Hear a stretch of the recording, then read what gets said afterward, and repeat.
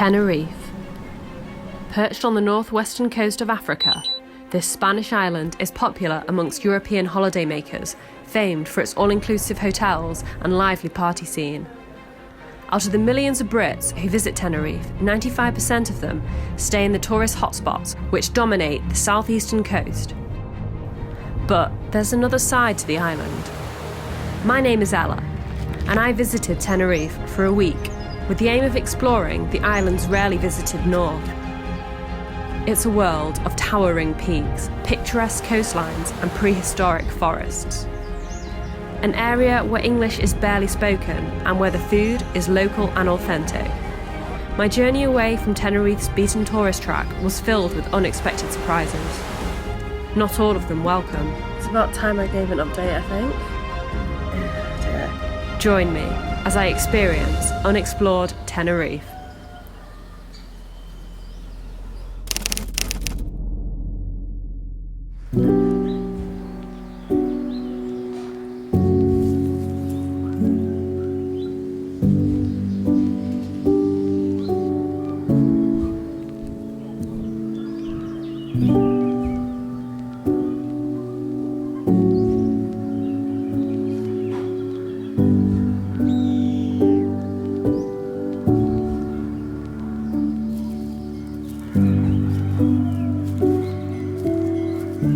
Hi everyone.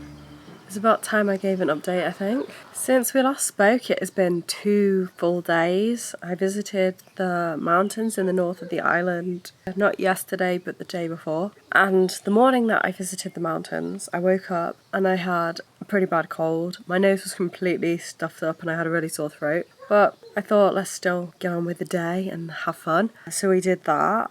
And I got back and I started to feel a bit worse and I got a fever actually. So we ate in that night. We cooked up some food which we had left over from the night before. And then it just got worse and worse. I went to sleep. Well, I didn't really get to sleep. It was impossible to get to sleep because my nose was so blocked and I had a fever and my ears, they wouldn't pop. They wouldn't equalise or whatever because the cold had like blocked them up. So the next day we got up and I still didn't feel good and I went up to the pharmacy. We were staying like on a hill. The local village is just a bit more further up the hill. And I got some medicine for my nose and everything. But coming down, like, the pressure made my ears so bad. And I just couldn't pop them or anything. So I had the whole day yesterday at the house, which was a bit miserable. And I felt a bit better taking the medicine. But today we were meant to be going on a wine tasting tour. But I had to cancel that because I still wasn't feeling great. So I've spent another entire day just at the house trying to recover. I'm feeling a bit better today, but as I'm talking now it sounds really weird because one of my ears still hasn't gone. Occasionally I can like make them pop, but then they'll go back to normal and I can't do it again, which is a bit annoying because it's so mountainous around here, so anywhere that I go to involves either going up or down, so the pressure is going to affect them one way or another. But I'm most nervous about flying home. I really hope that my ears are okay before then because that would just be like a killer. Dear.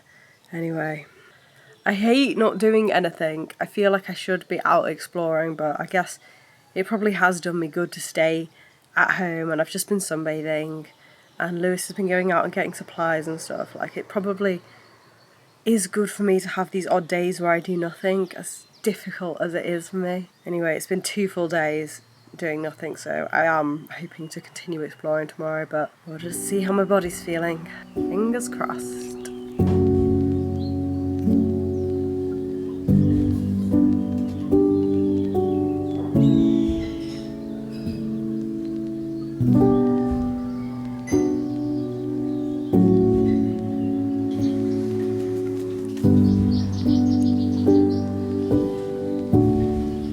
I say I'd done nothing for 2 days, but that morning I managed to take a short walk with Lewis down the road. I'll put these in the car while I feed filming. I didn't push myself too far, as the walk involved ascending a hill, and I didn't want to put unnecessary pressure on my already painful eardrums. Oh no, you're not, he's running away. It was a wonderful opportunity to notice the beauty of our surroundings.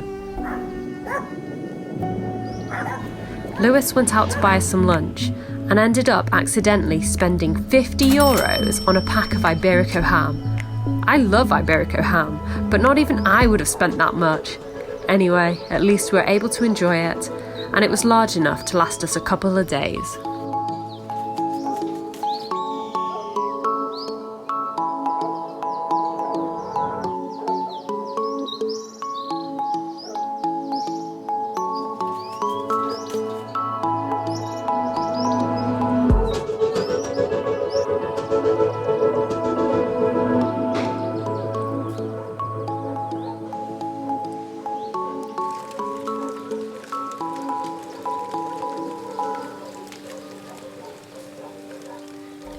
The following morning, we went on another walk.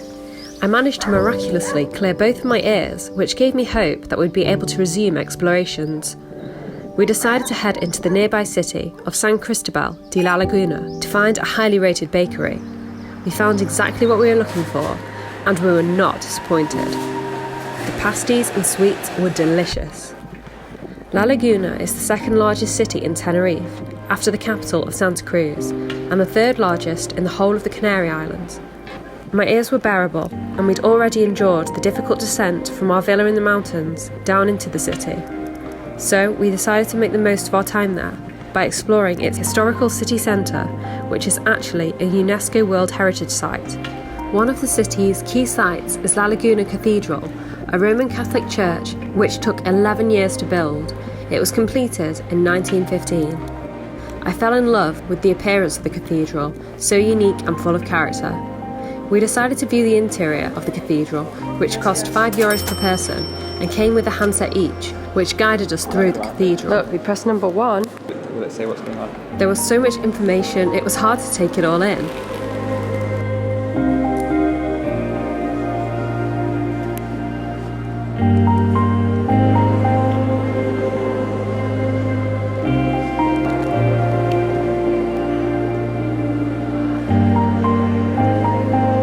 The building was very impressive, but my favourite views were from a balcony which overlooked the main hall.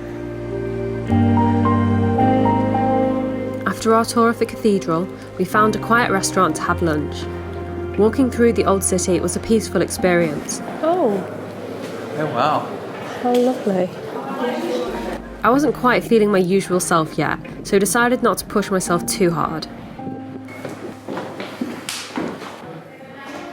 It had been great fun to explore La Laguna City, and after surviving the exploration despite my ear issues, I felt confident that the next day I could finally make it to Tenerife's cloud forests.